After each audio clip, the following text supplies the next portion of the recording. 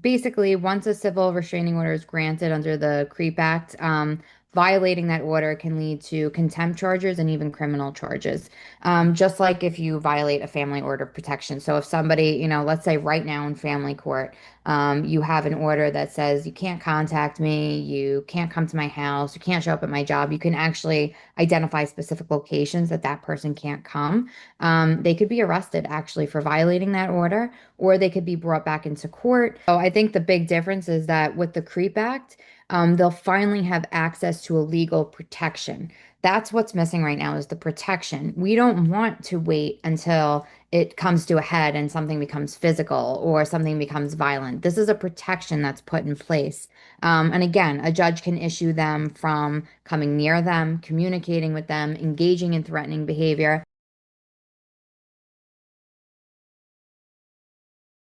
So, Staten Islander News is here today with Senator Jessica Scarcella-Spanton. Senator Jessica Scarcella-Spanton represents New York's 23rd District, which covers the north and east shores of Staten Island and southern Brooklyn. She's the daughter of two public school teachers, and she learned early the lessons of worker solidarity from her father, a UFT chapter leader, and her uncle, a delegate with the Firefighters Union. When Jessica's brother was born with a chronic disability, her mom stayed home to care for him. Living on a single income with mounting medical debt taught Jess just how challenging it is for families to get by, lessons that have stayed with her to this day. Tight finances encouraged Jessica to stay close to home and attend CUNY, where she earned her degree in political science. Her time there convinced her that CUNY and SUNY should be tuition free for all New Yorkers. Known affectionately by some of her constituents as Senator Jess, she is well known in the Staten Island and Brooklyn communities as a fierce fighter, someone who is not afraid to stand up for the rights and needs of others and who wants the best for the communities that she serves. So, good morning, Senator. It's great to have you with us. Great to be here. Thank you. So today's conversation is going to be about two topics, primarily the CREEP Act meant to benefit victims of stalking and harassment, and we're also going to briefly touch on Medicare Advantage as it applies to retired New York state workers. So this is not about city workers, it's about state workers. So, Senator, if you could please tell us about the aptly named CREEP Act and what this new act on the New York Senate uh, State Senate floor addresses in New York State that was previously not dealt with.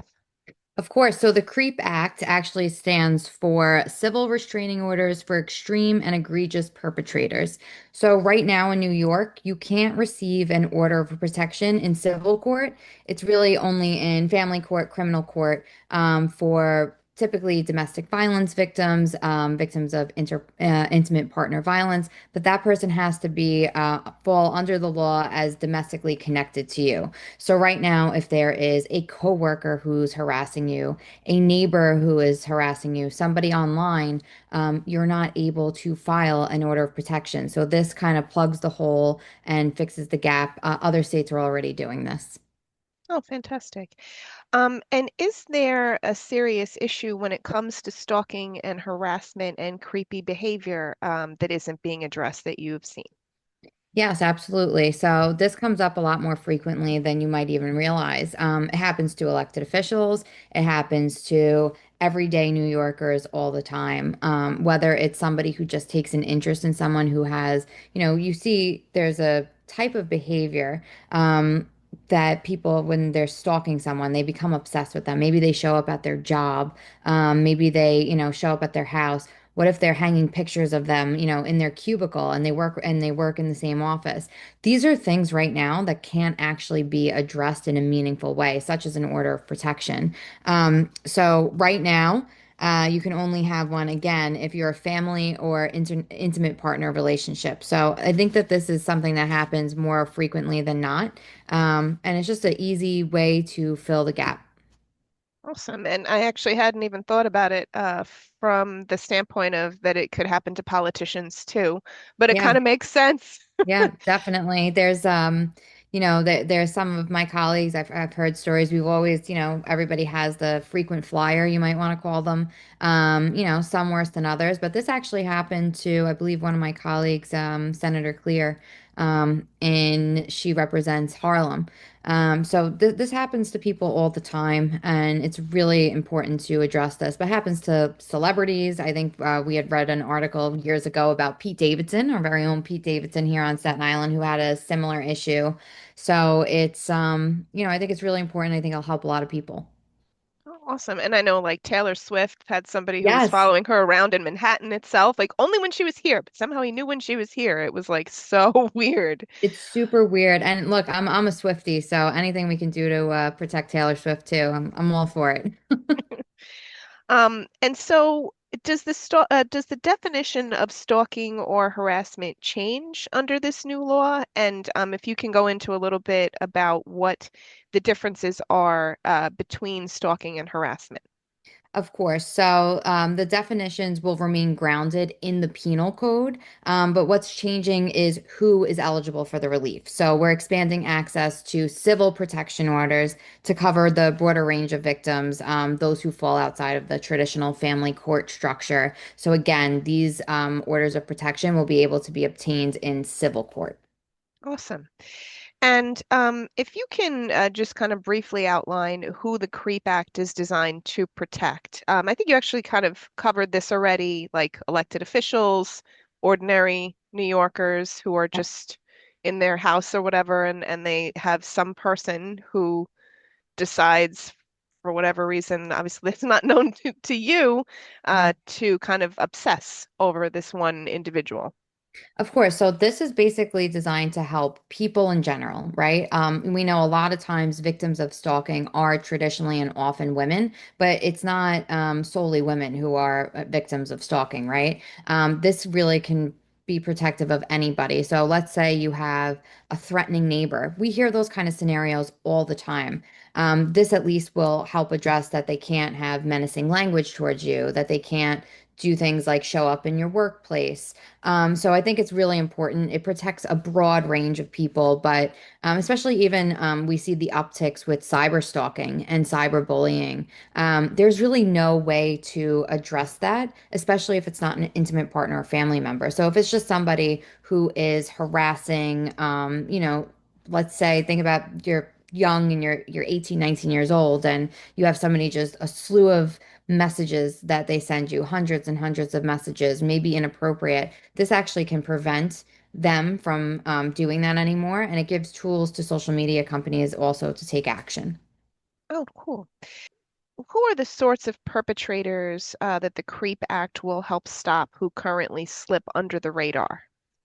Of course. So, people who are strangers, neighbors, coworkers, or just even casual acquaintances, anyone who's considered right now domestic under the law, they wouldn't, that's the only way that it's qualified. So, oftentimes we hear police will say, sorry, there's nothing we can do. This is your neighbor. You have to work it out in, court in a different way. Or, sometimes people go as far as moving, right? Selling their house and just giving up. So at least I think that this, or if it's a workplace, that they'll end up finding a new job if they just can't find a comfort if that person's not let go. So I think that this is going to help all sorts of different people. And just so if you were to right now, before the enactment of this act, if you were to go through the trouble of, let's say, a neighbor had kind of done something harassing and you went through the whole civil procedure and you took them to court and you won whatever damages, which you're probably not going to get anyway because they're just not going to pay the judgment.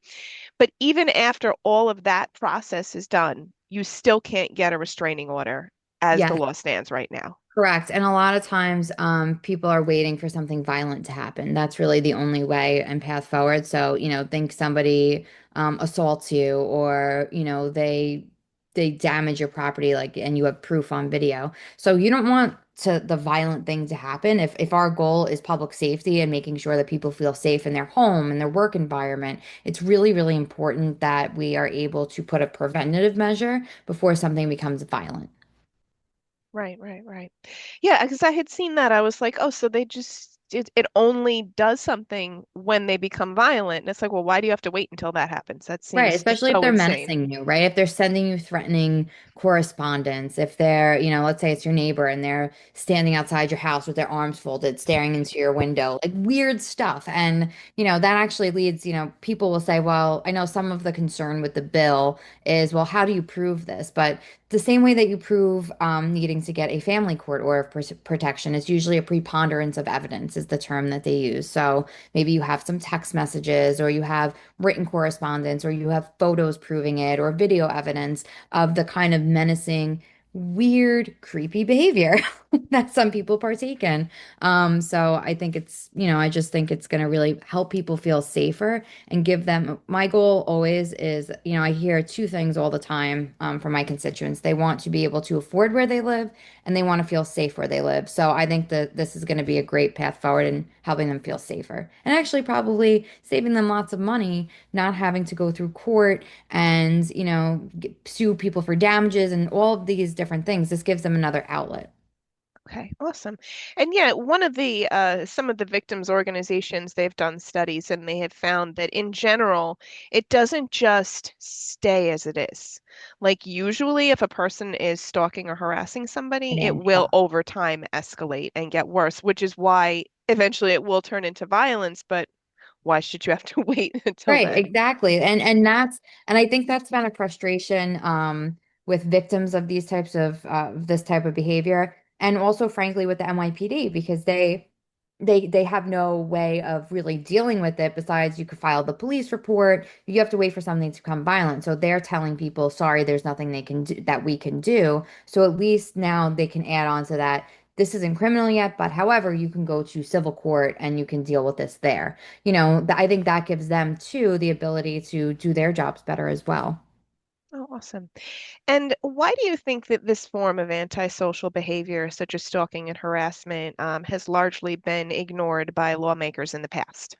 Of course, listen, I'm very lucky to say I think my class of senators, we were actually the first all-female class that came in the history of the Senate. And we're seeing like a younger demographic and a lot more women who are entering the governmental and political sphere and into elected office. And I think that our laws in New York have really lagged behind what's actually happening in real time. And technology advances so fast. I think all areas of government are a little bit behind in some way, shape, or form. But it's really just like understanding the reality of how harassment and stalking play out in the real world and what that looks like today. Is it, somebody calling your phone 100 times in a row? Is it, and maybe that person's your coworker? Is it somebody that's a neighbor who doesn't like some property dispute and they stand outside your house, in a lawn chair staring into your window, or they direct cameras into your house. There's things like that that I think just like real world experience that people have. We all have, especially, you have a girlfriend who's experienced something, and, we all chat with our friends and hear stories. So I think, the younger people have a better understanding kind of what is happening in the real world every day with the dangers of technology and how people are kind of bypassing, getting away with really menacing and terrible behavior. Okay. And so, under the changed law, what would be the penalties involved for a person who is stalking or harassing an individual in an identical situation with the old law to the new law? Of course. So, basically, once a civil restraining order is granted under the CREEP Act, violating that order can lead to contempt charges and even criminal charges. Just like if you violate a family order of protection. So, if somebody, let's say right now in family court, you have an order that says you can't contact me, you can't come to my house, you can't show up at my job, you can actually identify specific locations that that person can't come. They could be arrested actually for violating that order or they could be brought back into court. There's a whole host of issues. I think the judges have a lot of jurisdiction over how to deal with the severity of what the violation was. So exactly the same. A civil court judge in that case can, rule that they're in contempt or even have them arrested. Okay. And how will New Yorkers be better protected under the CREEP Act against, say, a random individual, such as a neighbor or someone in their community they're not familiar with, serially committing unlawful acts against them and their property, such as minor property damage, minor instances of criminal mischief, communicating an intent to frighten, and other related harassing behaviors? Of course. So I think the big difference is that with the CREEP Act, they'll finally have access to a legal protection. That's what's missing right now is the protection. We don't want to wait until it comes to a head and something becomes physical or something becomes violent. This is a protection that's put in place. And again, a judge can issue them from coming near them, communicating with them, engaging in threatening behavior. And they also have the kind of the luxury of maybe the person lives next door. So you can't say, oh, you can't come within, a certain amount of yards of me, right? Maybe they live next door. But you can prevent them from engaging in menacing behavior. You can prevent them from sending menacing or threatening correspondence. There's a lot of things that will, I think, make people feel a lot safer because right now there's not an actual protection in place to prevent the worst case scenario from happening. Right, right. And are victims of both stalking and harassment in the ways that those are different? So usually, I think stalking is defined by something that is actually made to cause you fear, whereas Mhm. harassment is like annoyance. So are victims of both of those types of victimizations eligible to be granted a civil order of protection if it's ordered by a judge under the new law? Yes, and the court can evaluate the evidence, and if warranted after reviewing that evidence, they can grant the order of protection. Oh, nice. Okay.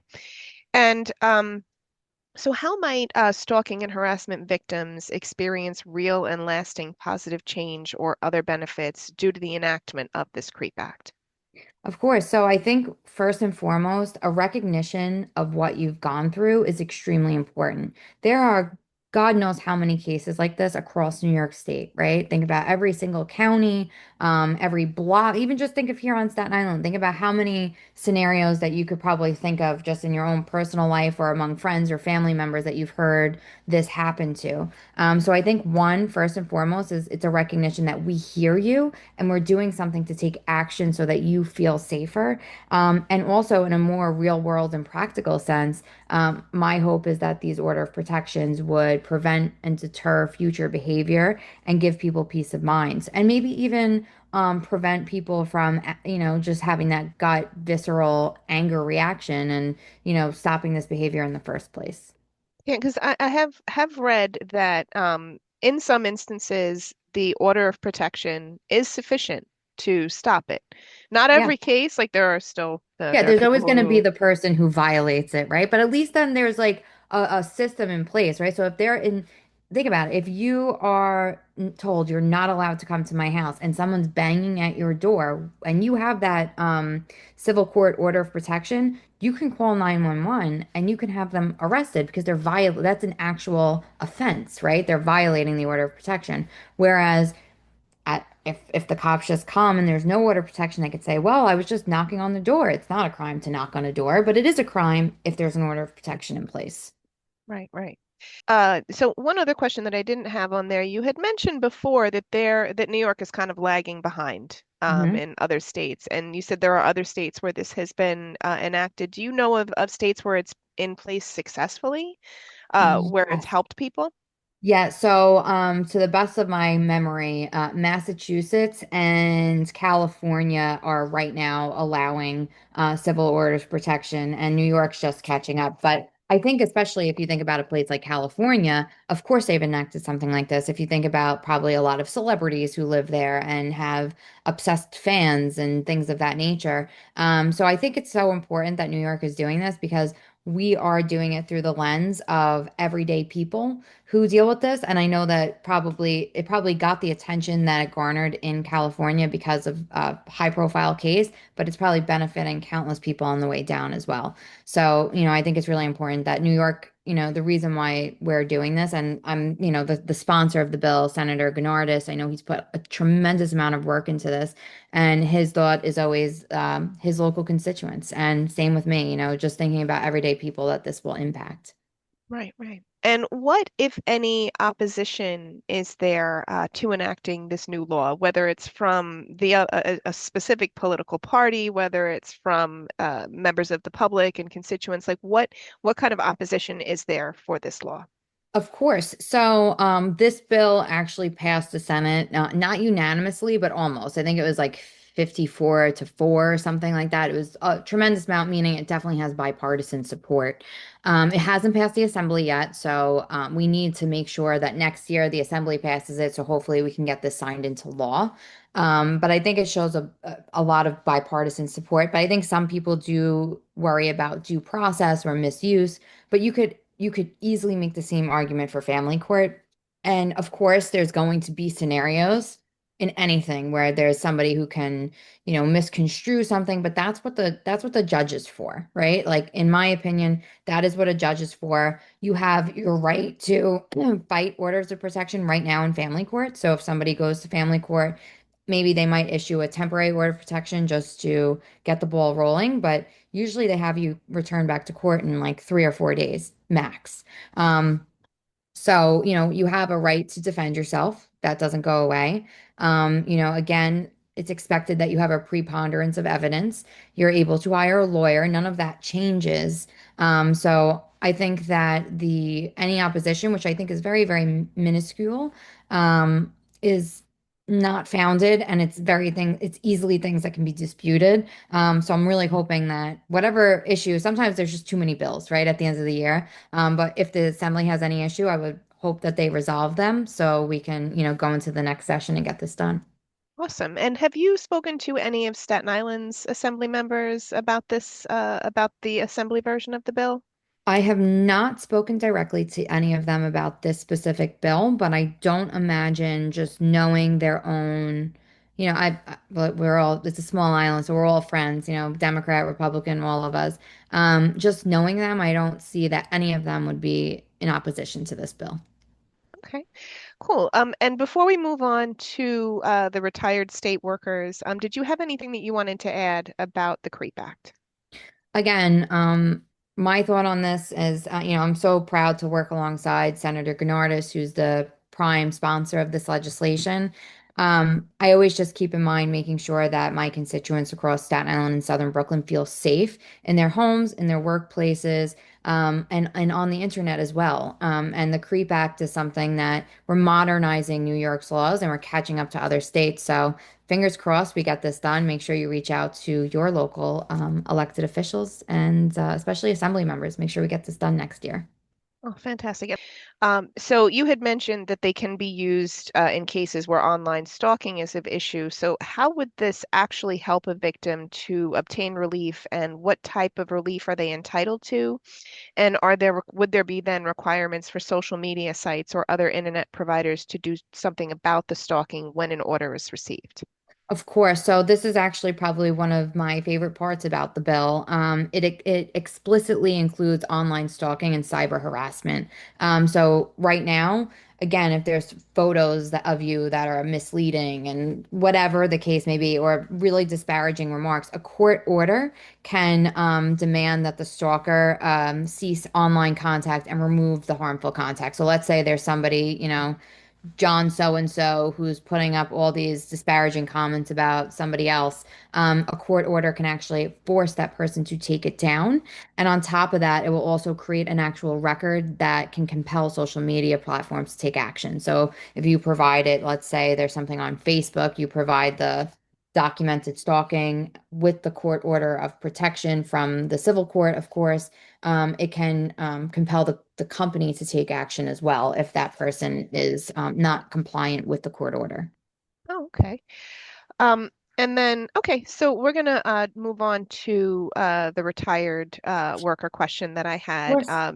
So regarding retired New York State municipal workers, such as those in the transit union and other unions that only affect state workers, because there are a number, but not everybody's familiar with the differences. So this would not be for the city workers, such as the UFT and all of the, firefighters and police.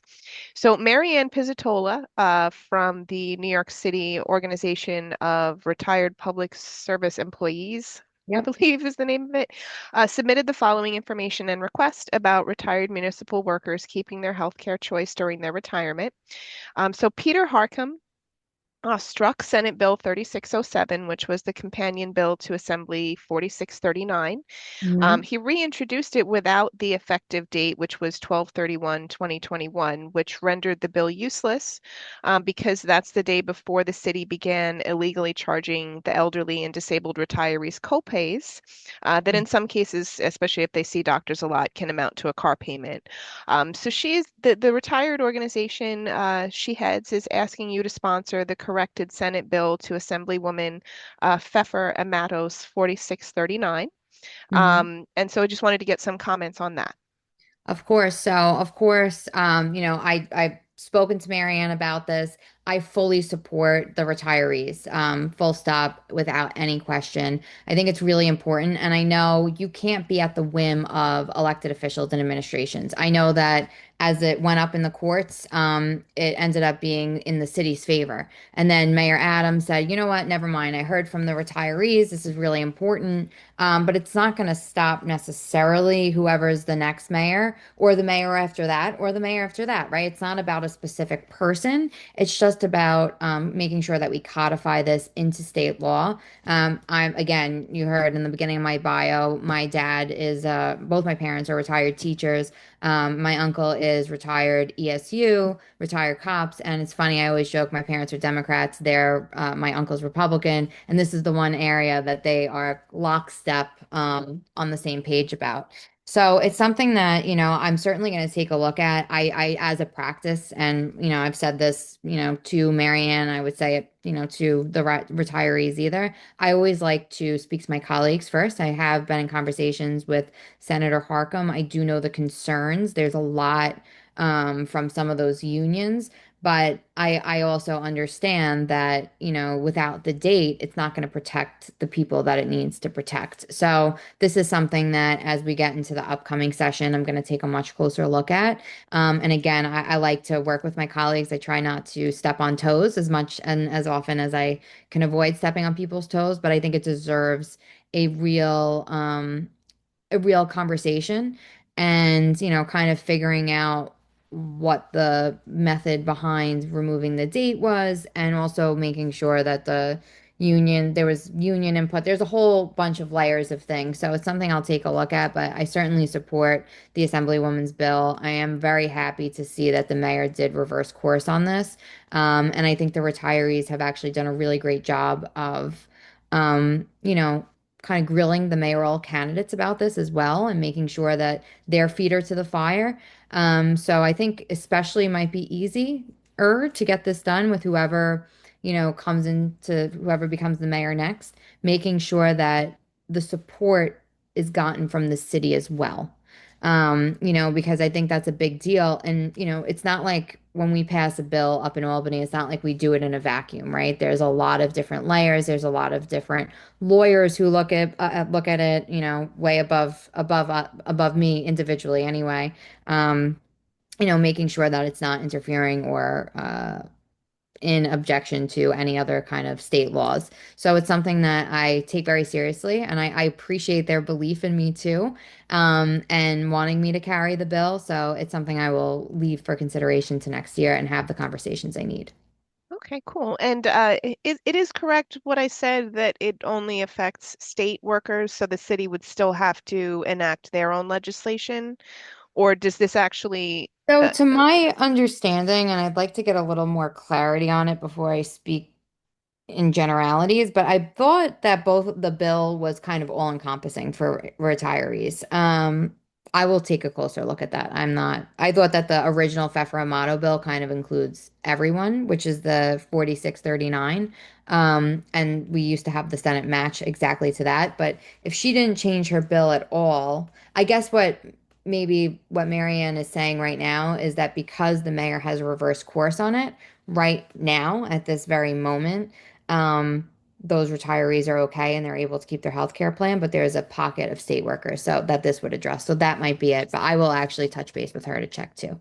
Okay, cool. And it's also interesting what you had said about that your uncle is a Republican Yes. and your parents are Democrats, but they Mhm. do agree on this issue. And actually, if you spoke to Staten Islanders across Staten Island, you would Extreme find that the same popularity. thing. A hundred Yeah. percent. And, that's why it's so important. No retiree who dedicated their time and service to the city or state of New York should have to be used as a bargaining chip. That's my honest opinion on it. They deserve to have the health care that they deserve. And a lot of people, one of the biggest things that I care about is making sure that people want to stay here too.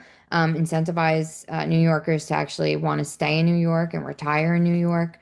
And this is not, it's not a good way of doing that. Right, that is true.